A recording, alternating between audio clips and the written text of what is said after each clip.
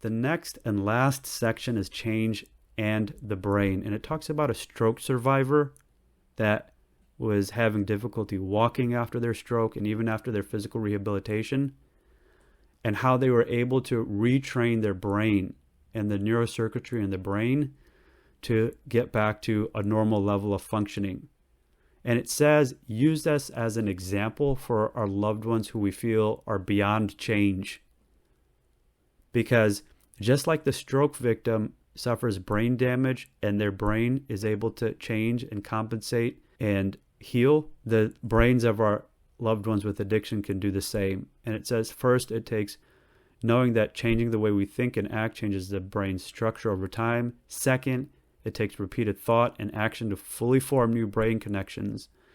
And the rewiring of the brain as it learns one behavior pattern over another takes practice, repetition, and time. Knowing that the brain can change will help you tap into your optimism, patience, determination.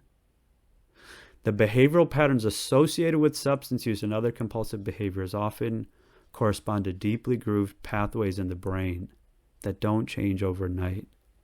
And this applies to you too.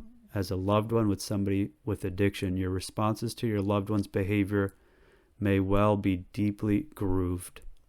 All right, now I'm going to finish up, but this last page, page 83, it's so powerful. I'm just going to read it. It's just so much packed in just one paragraph. Last paragraph on page 83. What kind of coach do you want to be? You can scream frustrations from the sideline, or you can help your players learn from mistakes. You can blame them for losses or share in the responsibility to win. You can ignore the evidence of what works, or you can learn and let it guide you. You can resign in disgust, or you can keep going, keep doing your job to the best of your ability. You can keep your perspective. You are on the same team. What a great point to land on, and it's so powerful. There's actually another paragraph in gray underneath that, and it says, what's hard about this? ... The speed of change in your loved one's process may be much slower than you would like. We can all relate to that. In fact, if you're reading this book, we can assume that it is slower than you would like. Nobody who's starting out at this process, it's going to be rare that they're going to have the patience to read or go through this whole book, because they're hoping that it'll be done by chapter 2 or chapter 3.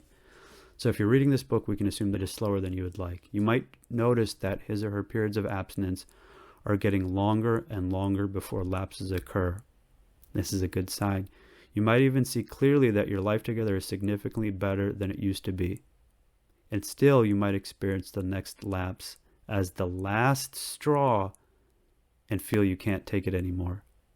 If so, be compassionate with yourself by taking those feelings seriously and attending to them.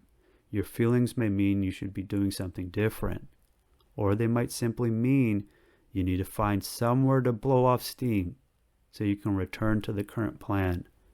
The next section will help you decide where along the continuum you are at a given time and give you some constructive ideas for managing your emotions and taking care of yourself.